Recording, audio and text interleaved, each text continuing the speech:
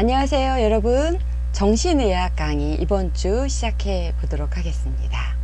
저번 주에 이어서 정신병적 평가에 관한 부분들 우리가 한번 살펴보도록 하겠습니다. 여러분들 추석 잘 보내셨는지요? 추석을 통해서 많은 사람들이 모이고 또 사랑을 나누는 우리 민족의 고유한 명절인 아름다운 그 추석이라는 우리의 그 미풍양속이 있는데요. 올해는 다른 해와 다르게 우리가 함께 노력하고 있는 그런 부분들이 있습니다. 마음은 가까이 하고 사회적인 거리는 두면서 건강한 대한민국을 만들어가기 위한 우리가 노력을 했고요. 또 이걸 만들어가기 위해서는 국민 모두가 이러한 마음의 다짐도 새롭게 해야 되고 지켜야 될 규칙도 있고 이런 부분들이 있습니다. 이런 부분들 속에서 굉장히 중요한 요소들 중에 또 하나가 또 정신 건강을 지켜나가는 부분이라고 생각이 드는데 여러분 어떠셨나 모르겠습니다. 자, 그렇다면 우리가 쉽게 이 추석 명절을 통해서 우리 정신 건강 의학적인 측면에서 나타나는 그 명절 증후군이라는 것이 있는데요. 여러분 들어보셨어요? 네. 명절 증후군은 결혼한 세댁들에게 주로 이제 많이 나타날 수 있는 증후군 중에 이제 하나고요. 또 이전에는 이러한 그 증후군을 말을 할 수가 없었던 시대가 있었습니다. 그러나 이제 명절 증후군이라고 하는 것에 관한 이러한 것들을 우리가 사회적인 이슈로 얘기할 수 있는 그러한 그 오픈된 세계가 이제 되었고요. 앞으로도 우리가 서로가 서로의 정신 건강을 지켜줄 수 있는 또한 그러한 사회적인 연대를 통해서 다양한 정신 건강학 측면의 이야기들을 우리가 이야기를 좀 해볼 수 있을 것 같습니다. 이 명절 증후군이라고 하는 것은요, 사전적으로는 이렇습니다. 명절을 보내는 동안 심신의 피로와 스트레스 따위를 느끼는 증상을 말하고 있고요. 그리고 과도한 집안일과 가족 간의 갈등이 주 원인이 되어지고 있습니다. 그래서 설이나 추석 같은 명절만 되면 시댁이나 친정 등 돌아볼 곳들이 많고 또 이러한 곳이 돌아봐야 될 것이 시골인 경우에 장시간 운전도 해야 되고 휴가도 내야 되고 그러다 보니 또 심신이 힘들어지게 되는 일들이 있게 됐습니다. 또 차례 준비를 해야 되는 부담감이 있어서 장보기 또 어른들께 인사하기 뭐 이런 여러 가지 것들이 있어요. 그래서 또 손 윗분이나 손 아랫분들에게 선물하기, 용돈 챙기기 또한 뭐 여러 가지 것들 우리가 챙겨야 될 것들이 굉장히 많다 보니까 경제적이든 육체적이든 힘든 일들이 생겨서 이러한 그 소가리를 해야 하는 일들이 있었고요. 그리고 며느리나 사위들 사이에서의 서로 비교당하는 일을 감수해야 되는 일들이 꽤 많았습니다. 그래서 명절을 전후로 해서 이혼율이 이제 올라간다 라고 하는 기사들도 심심치 않게 나오기도 했었습니다. 그래서 이런 이제 심리적인 압박감을 느끼는 사람들이 늘어가다 보니까 이러한 명절 증후군에 관한 이야기들도 이제 나오게 되었고요. 올해는 이제 정신의학 신문을 통해서 나온 기사를 통해서 보면 이제 그렇다면 이 명절 증후군을 슬기롭게 극복할 수 있는 정신건강의학적인 측면에서의 이제 이러한 방법들을 이제 제시를 이제 하게 하고 있습니다. 그래서 명절에 우리가 함께 조심해야 될 것들은 바로 말이다라고 이제 하면서 말만 따뜻하게 잘해도 명절 증후군의 절반은 날아가 버릴 것이다 라고 제언하고 있습니다. 지친 몸을 쓰러지게 만드는 결정타는 아무 생각 없이 내뱉는 말이었습니다. 여러분 동감하시나요? 예, 우리 윗세대 애들은 정말 이러한 그 상처를 주는 말을 너무 많이 주고받았던 그러한 이제 시간들이 있었습니다. 그래서 가족들 사이에서 절대로 하지 말아야 할 말에 관한 이제 것이 있는데요. 첫 번째는 무엇일까요? 예, 정치 이야기. 예, 좋은 분위기 다 깨놓는 게 뜬금없는 정치 이야기다 라고 하는 이야기고요. 자, 두 번째는 결혼 이야기입니다. 자, 예전에는 결혼을 해야 사람 취급을 받는 이런 일들 꽤 많았고요. 예, 아직도 그렇다고요. 네, 그렇습니다. 언제 결혼할 거냐? 왜 아직 미혼이냐? 이런 말은 이제 서로가 금해야 될 말들로 이제 우리가 생각해 볼 수가 있습니다. 자, 세 번째로는 이제 취직에 관한 이야기입니다. 너 취직은 했냐? 어느 직장에 다니냐? 연봉은 얼마냐? 이런 거 묻지 말자라고 하는 겁니다. 네 번째는 뭘까요? 네 번째, 체중입니다. 그래서 너 왜 그렇게 살쪘냐? 살찌니까 그만 먹어라. 뭐 이런 것들에 대한 것들 참견하지 말자. 이제 개인이 이제 컨트롤해야 될 이런 부분들에 대한 걸 지나치게 간섭하지 말자라고 하는 부분입니다. 다섯 번째는 성적 이야기입니다. 여러분에게 와닿는 이야기죠. 그래서 뭐 몇 등 했느냐, 대학은 갈 수 있겠느냐, 이런 것 궁금해하지 말자라고 하는 이제 의견입니다. 그래서 이제 가족들끼리 존중과 배려의 마음을 담아서 꼭 건네야 할 말들이 있어요. 여러분들 가족에선 이런 이야기 나누었는지 모르겠습니다. 자, 첫 번째는 이제 외모 이야기인데요. 이제 존중과 배려의 마음으로 할 수 있는 표현은 바로 이런 것입니다. 더 예뻐졌네? 건강해 보여. 표정이 밝구나? 하는 이런 정도의 칭찬하는 말, 예, 좋습니다. 자, 두 번째는 이제 음식 이야기예요. 오, 정말 맛있다. 솜씨가 최고야. 애만이 썼다. 뭐 이런 격려하는 말을 하는 것이 서로의 기분을 이제 좋게 할 수 있는 말이다. 세 번째는 인격 이야기예요. 아주 의젓하구나. 아, 인사성이 참 밝다.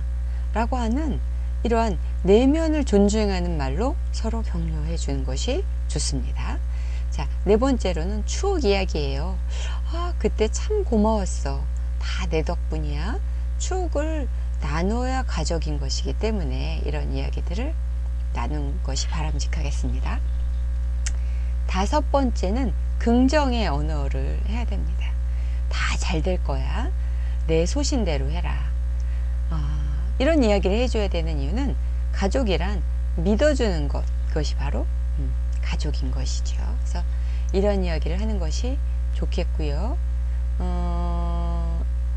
서로의 안부를 묻고 정을 나누는 것, 이것이 바로 우리 명절 때 우리가 함께 나누어야 될 말이고, 이것이 우리 고유의 미풍 양속을 잘 지켜나가는 것이라고 할 수가 있습니다. 그래서 모였을 때 가족들을 계층적으로 나누거나 판단하거나 이럴 필요가 없는 것이죠. 그렇죠? 어떻게 하면 즐거움을 함께 나누고 서로의 아픔을 함께 나눌 수 있는지, 뭐 이런 것들을 한번 더 되새겨보는 그러한 시간으로 만들어가는 우리들의 노력이 필요하겠다라고 하는 측면입니다.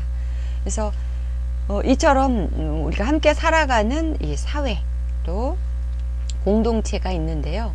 이 공동체를 건강하게 또 긍정적으로 만들어갈 수 있는 것은 이런 정신건강학적인 측면에서의 바람직한 방향을 우리가 모색하고 또 긍정적인 에너지를 줄 수 있는 방법을 함께 하기 위한 노력을 해 나가는 것, 이런 것들이 우리 사회 전반적으로 이제 필요한 것이라고 할 수가 있겠습니다.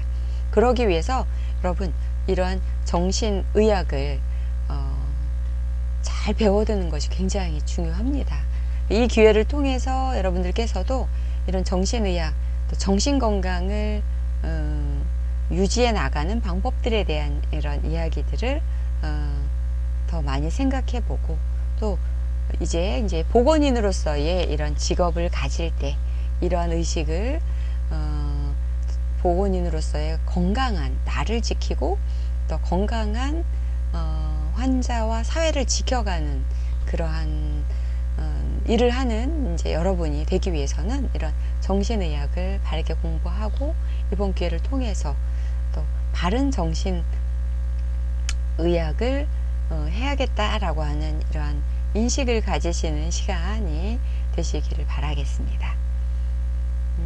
그리고 이 외에도 신체적으로 보면 우리가 이런 명절 증후군에 흔들리지 않기 위해서는 첫 번째로는 충분한 휴식과 운동을 취하는 것이 굉장히 중요합니다.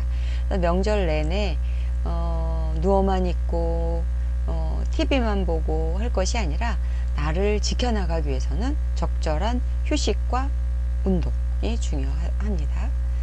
이를 위한 여러 가지 할 수 있는 노력들이 있겠죠. 그리고 장시간 운전을 했다면 이런 척추의 피로를 풀 수 있는 여러 가지 스트레칭과 또 마사지 이러한 힘든 부분들을 케어받을 수 있는 노력이 이제 필요하겠고요. 그리고 가족들끼리의 이 배려를 하기 위한 노력들을 하는 것이 굉장히 중요하겠습니다. 그래서 수고한 아내를 위한 남편의 배려, 또 수고한 엄마를 위한 딸과 아들들의 배려, 뭐 이런 여러 가지 것들이 있다면 더 행복한 또 추석을 보낼 수 있게 될 것입니다. 저번 시간 우리가 그 정신의학을 공부하는 그 큰 분야는 정신병리가 어떻게 나타나고 있는지에 대한 부분들을 우리가 살펴보는 부분이 있고요. 그리고 정신과적인 평가는 어떻게 이루어지는지를 통해서 두 분야에 우리가 를 나눠서 잘 이해하면서 과연 사이코시스, 정신병에 관한 그 바른 이해를 우리가 이제 해나가기 위한 노력을 지금 이제 하고 있습니다. 그래서 정신병적 현상에 관한 이게 어떤 건지에 대한 우리 이제 부분들을 우리가 살펴보았지요. 그래서 사이코시스가 과연 무엇인가를 이제 알아가는 과정이라고 할 수 있겠습니다. 그래서 정신병적인 이런 현상 중에 이제 대표적인 것이 현실을 왜곡하게 되는 현상들이 있어요. 그래서 현실은 아닌데 과대망상이나 피해망상, 허무망상에 사로잡히게 된다든지 환청, 환시, 환촉, 환치, 환미와 같은 이러한 단계의 증상을 보인다든지 또 심한 불안, 우울, 또 기분의 고양이 되는 것들을 통해 자신의 연령대에 비해서 퇴행하는 이러한 양상들을 이제 보인다든지 하는 이러한 현실에 왜곡되어지는 현상들이 있을 수 있겠고요. 그리고 또 자기 세계의 구축을 통해서 가상의 세계를 만들어서 의처증, 의부증과 같은 그러한 있지 않은 그러한 것들에 대한 것들을 이제 계속 이제 이야기들을 만들어 가게 된다든지 하는 것들, 또 이제 그 정신병적인 이제 병식, 또 이해되지 않는 현실에 대한 이 해석에 대한 부분들이 이제 나타난다라는 것을 이제 볼 수가 있습니다. 그다음 뉴로시스라고 해서 신경적인 이런 현상들이 있습니다. 이것은 어떻게 보면 개인에 국한된 반응들이라고도 할 수가 있겠습니다. 건강염려증과 같이 지나치게 자기의 건강을 염려한다라든지 또 하는 신체의 왜곡 반응들이 나타나게 되는 것들, 이것들이 이제 뉴로시스, 신경증적 현상들에 해당이 되겠고요. 그리고 대인관계에서 나타나는 반응들로는 이제 망상적인 이제 사고, 극단적인 행동, 또 부적절한 혹은 부당한 분노, 또 지나친 의존심을 보인다라든지 하는 반응을 보인다라고 하는 것들을 여러분 이제 알게 되셨을 겁니다. 그래서 정신병리학이란 무엇인가에 대한 부분들을 우리가 이제 살펴보았지요. 그래서 정신병리라고 하는 것은 욕구 충족과 현실 세계의 이러한 그 균형이 이제 깨짐에 따라서 더 이상의 이러한 균형이 유지가 되지 않게 되는 것이고, 인간의 외연적인 행동으로 이것이 나타나게 되는 것들을 이제 정신병리라고 할 수가 있습니다. 그래서 이러한 정신질환의 여러 가지 이제 증상들이 또 이제 다양하게 나타나게 된다라는 것도 보았고요. 그러면 이런 정신과적인 평가는 어떻게 이루어질 수 있나에 관한 부분들 궁금하실 거예요, 여러분들. 그래서 이것을 평가를 내리기 위해서는 일회성으로 평가를 내릴 수는 없습니다. 또 한 가지 방법으로도 평가를 내릴 수가 없어요. 그래서 어떤 병력이 나타나고 있는지에 대한 병력 청취를 해야 될 것이고요. 정신상태의 검사를 통해서 여러 가지 정보를 많이 모아야 합니다. 또한 치료자와 환자 간의 신뢰를 형성을 해서 환자를 둘러싼 또 환자의 내적인, 또한 두 가지 내적인 측면과 외적인 다양한 각도에서의 그런 변화들에 대한 것들을 어떻게 나타나고 있는지 정보를 이렇게 또 이렇게 모아야 합니다. 그래서 전체적으로 이러한 여러 가지 정보 하에 정신과적인 평가가 이루어지게 됩니다.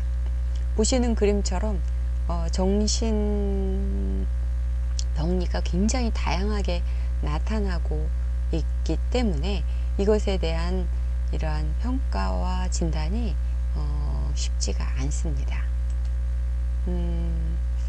또한 이러한 그 정신병리의 그 증상, 증후군들을 이제 다시 한번 더 굉장히 이제 다양하기도 하고 어려울 수도 있는 부분이라서 다시 한번 이제 정리를 한번 해봤습니다.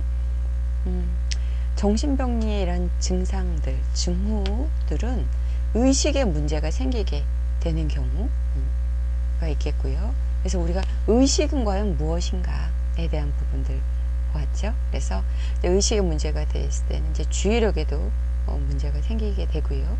그리고 뭐 그 외에 뭐 여러 가지 이제 문제들이 있고, 의식의 수준이 어느 정도이냐에 따라서 1, 2, 3, 4, 5 이렇게 해서 이제 각성 상태가 되었는지 아닌지 이런 이제 단계별로 분리를 해서 의식의 이러한 상태들을 이제 나눠볼 수가 있겠고요. 그 다음 우리 이제 무드에 대한 부분을 봤어요. 그래서 정서에 어떤 문제들이 나타나고 있는지, 정동, 기분, 기타 정서의 장애들을 우리가 살펴보았습니다. 자, 또 그 외에도 이제 운동이나 또한 바깥으로 나타나는 행동의 문제들이 이제 나타나고 있었죠. 또 사고의 문제들이 있었어요. 그래서 그것에 대한 유형과 형태, 뭐 그 사고의 비약이 어떻게 이루어지는지 이런 이야기를 여러분들과 함께 했습니다. 또 언어의 문제가 발생하기도 하지요. 그래서 언어 장애가 오기도 하고요. 또 언어 장애는 굉장히 이제 다양하게 나타나고 있지만 이해하고 표현하는 두 가지로 이제 분류를 해볼 수가 있었습니다. 그래서 언어를 이해하고 해석하는 데 문제가 있는지, 아니면 이해는 하는데 그것을 표현하는 데 문제가 있는지, 아니면 두 가지가 다 복합적으로 문제가 나왔는지, 뭐 이런 것들에 대한 걸 살펴볼 수가 있겠습니다. 또한 지각의 문제가 있는지 볼 수 있겠고요. 또 메모리, 기억의 문제입니다. 그래서 최근의 기억력, 과거의 기억력, 장기 기억력, 단기 기억력, 뭐 이렇게 이제 쭉 이제 얘기해 놓을 수가 있는데요. 이제 그런 것들의 수준이 있습니다. 그런 수준을 어떻게 나눌 수 있는지, 어떤 장애가 있는지를 이제 볼 수가 있겠고요. 또 지능의 문제가 있을 때 정신지체, 치매, 가성치매, 추상적인 사고, 뭐 이렇게 이제 다양하게 또 이제 지능의 문제로 나눠볼 수가 있겠습니다. 병식의 문제, 또 판단의 문제들 등등등으로 나누어서 이러한 증후군들을 분류해 볼 수 있겠습니다. 이제 쉽지 않지요.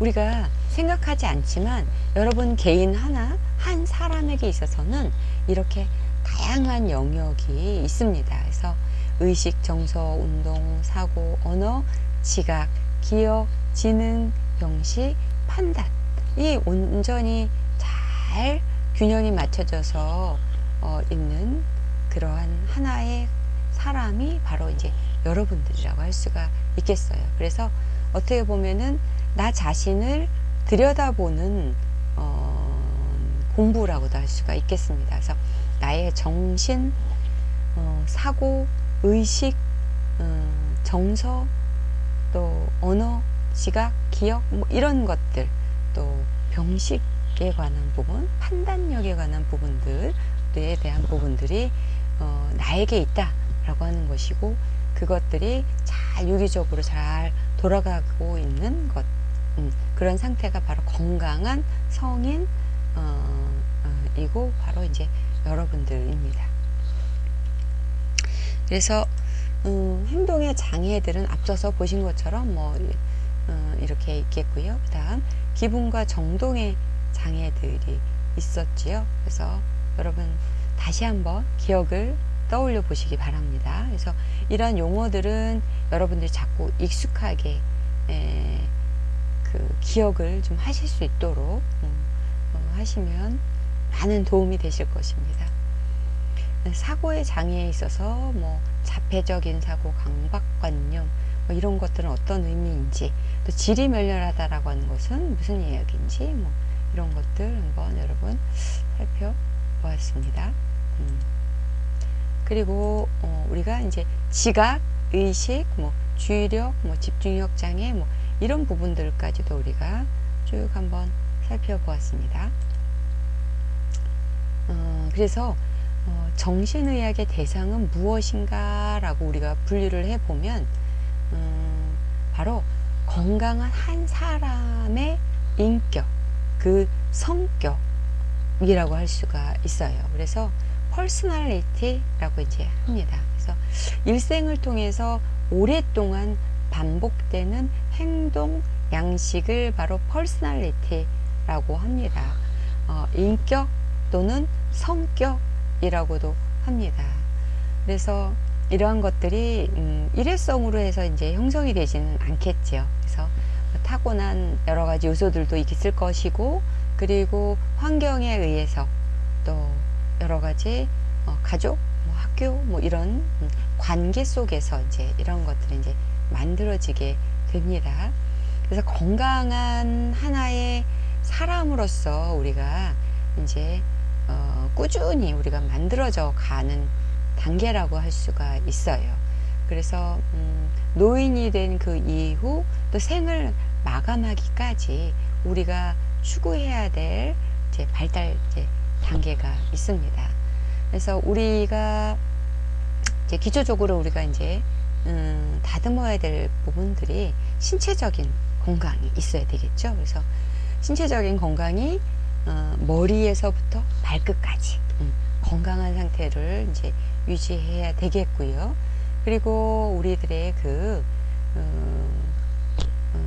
이제 사고를 건강하게 이제 유지하는 것, 그 다음에 의식주 뭐 이런 것들에 대한 것들 부분들을 이제 건강하게 또 유지를 해야 되겠고요. 우리의 관계를 이제 사회적인 공동체를 꾸준히 잘 형성해 나아가는 것도 굉장히 중요하겠습니다. 그를 통해서 나의 정체성을 확립해 나가는 것, 그런 것들이 중요합니다. 이런 모든 것들에 대한 그 영역을 우리가 연구하고 또 나아가야 될 방향에 대한 부분들, 이러한 것들에 대한 그 노말이 무엇이고 어브노말이 무엇인가, 정상은 어디이고 비정상은 어디일까에 대한 부분들을 우리가 생각해 보고 정리해 나갈 수 있는 부분이 바로 그 정신의학이라고 할 수 있겠습니다. 그래서 정신의학의 대상은 바로 이게 사람의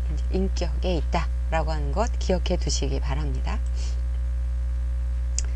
그래서 건강한 성인이 되는 것, 이것이 바로 이제 건강한 그 사회에서 함께 만들어가야 될 공동의 이제 목표라고 할 수가 있어요. 그러기 위해서는 선명한 자기의 그 아이덴티티를 이제 가지는 것 중요하겠고요. 그래서 인생의 목표를 자발적으로 추구해 가는 사람이 되어야 합니다. 예, 여러분 이런 자신만의 그 선명한 아이덴티티를 가지는 경북대학교 작업치료과 학생들이 되시길 바랍니다. 또한 그러기 위해서는 현실이 괴로울지라도 그것을 수용하고 환경의 변화를 잘 수용하고 적응하는 능력이 있는 사람이 되어야 합니다. 근데 그런 걸 위해서는 어떤 것들이 필요해야 될까요? 예, 여러분들이 그 필요한 부분들, 이런 것들을 갖춰나가기 위해서 필요한 부분들은 무엇인지를 여러분들이 계속해서 찾아가셔야 합니다. 또한 대인관계 면에서는 상대방의 입장에서 생각할 줄 알고 상대방의 요구를 이해함으로써 대인관계를 지속적으로 유지할 수 있는 사람을 말합니다. 또한 만족스러운 이성관계를 유지할 수 있는 사람이어야 하고요. 자신의 능력의 한계를 현실적으로 받아들이는 사람이 되어야 합니다. 더 나아가서는 이제 직업 적응을 잘하고 자신의 능력의 실현을 통한 성취감을 갖고 있는 사람이 되어야 합니다. 여러분들 아직 이제 많은 단계가 있지요. 작업치료과에 와서 이제 정신의학을 이제 배우는 이 과정을 통해서 여러분들이 부족한 부분들을 늘 발견을 하고요. 그리고 그 부족한 부분들을 이제 채워나가기 위해서 여러분들이 노력하는 여러분들이 되시기 바랍니다. 그것이 바로 행복한 사람이 되는 길이라고 할 수가 있겠습니다. 그래서 남에게 보이기 위한 것, 남의 시선, 뭐 이런 차원에서만 머무르지 마시고 완전한 자기를 향해 가는 그런 어떤 본능, 이것이 바로 자기 실현 본능이라고 할 수가 있겠어요. 누구에게나 이런 이제 본능이 있는데 이러한 본능이 잘 발현될 수 있도록 자신을 성장시켜 나가야 합니다. 또 자기를 존중하는 마음을 계속해서 길러가야 합니다. 그래서 이것을 자존감이라고 하는데요.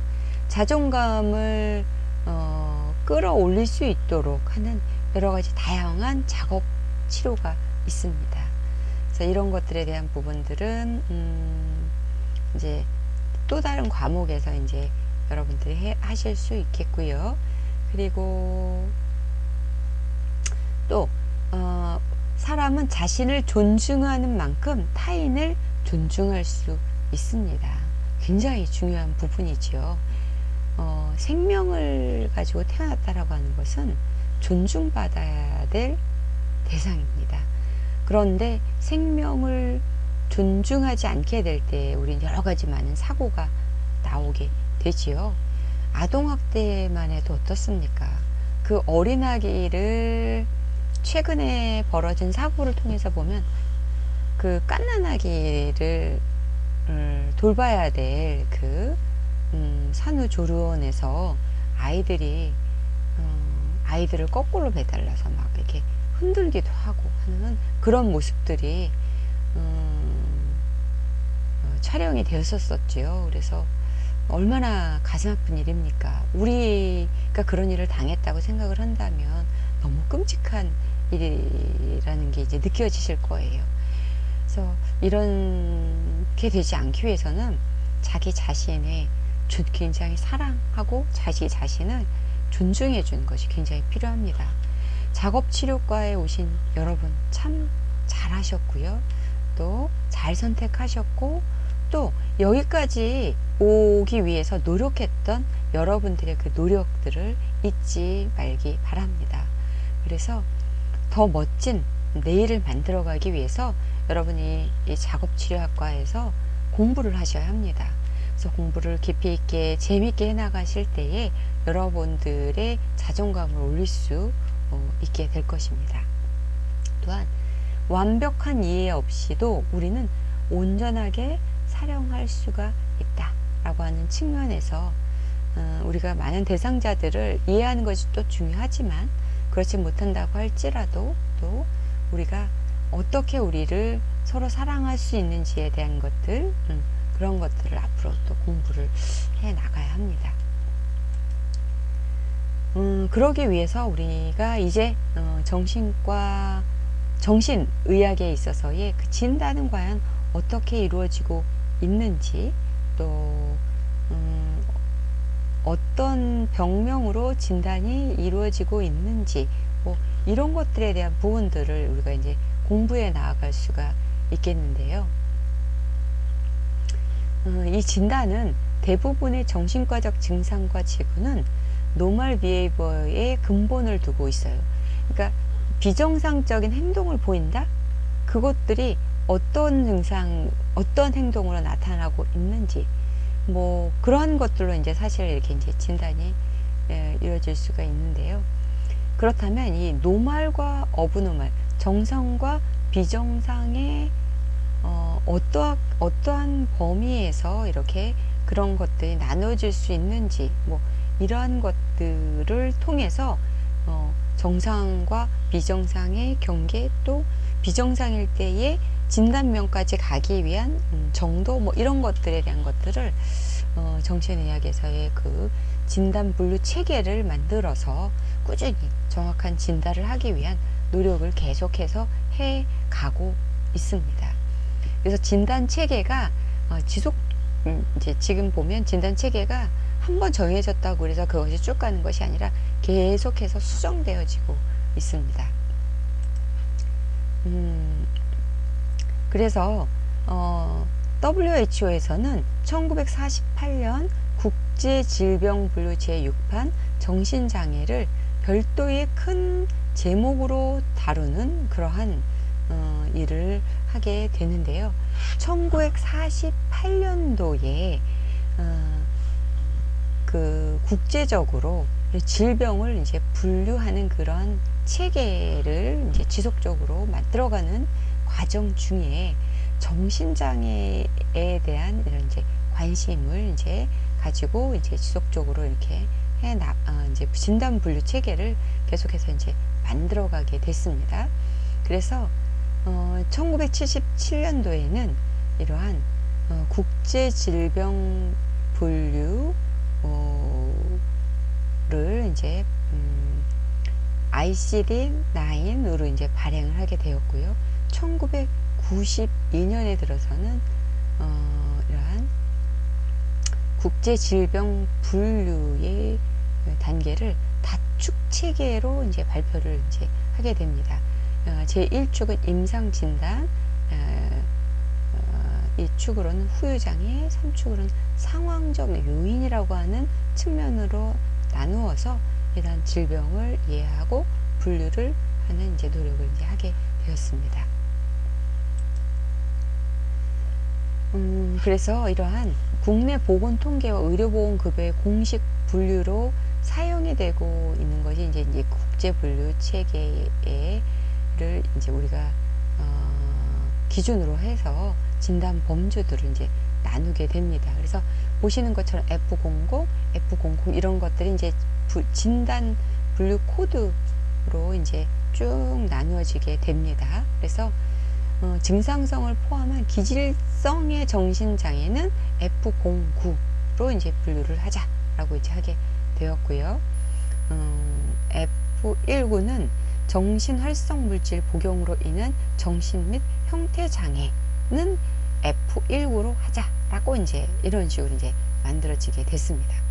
F29는 정신분열병, 또 분열형 망상장애, 뭐 이런 것들은 이제 그렇게 표기를 한 것이고, 기분장애, 신경증상, 또 생리적 장애 및 신체적 요인과 연관된 형태 증후군, 또한 인격장애, 정신지체, 심리적 발달장애, 또한 소아청소년에 관한 발병하는 형태 및 정서장애, 또한 특정 분류의 정신장애, 이렇게 이제 F9에서 이렇게 F99에 이르기까지 이제 진단 분류 체계들이 이제 이렇게 나누어지게 됐습니다.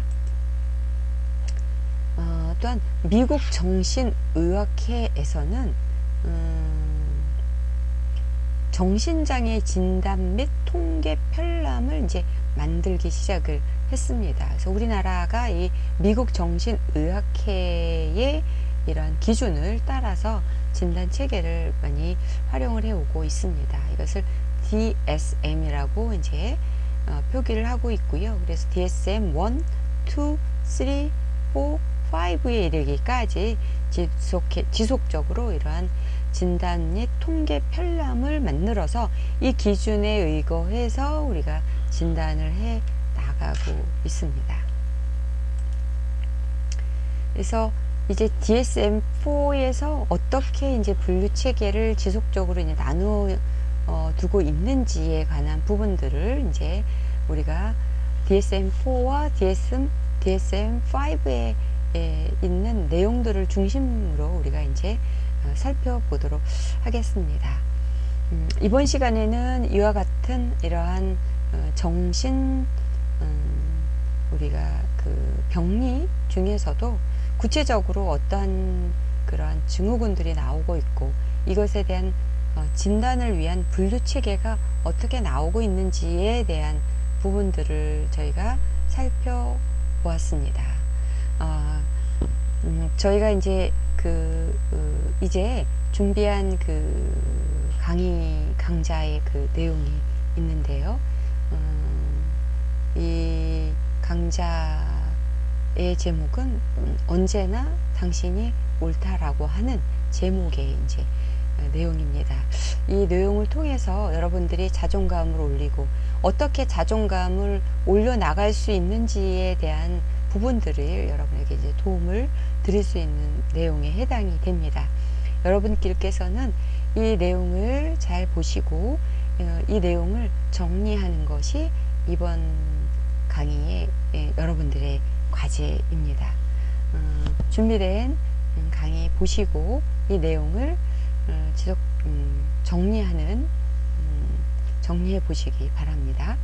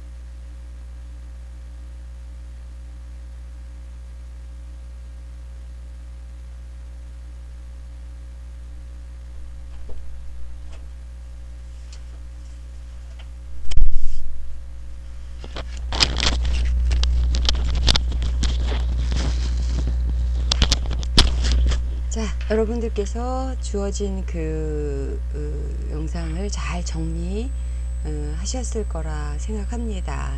보신 자료들 잘 정리하셔서 여러분들의 그 자존감을 높이고 또 자기 실현을 해내는 훌륭한 직업인으로서 또 성장하는 데 도움이 되는 그런 내용이 될 거라고 생각을 합니다.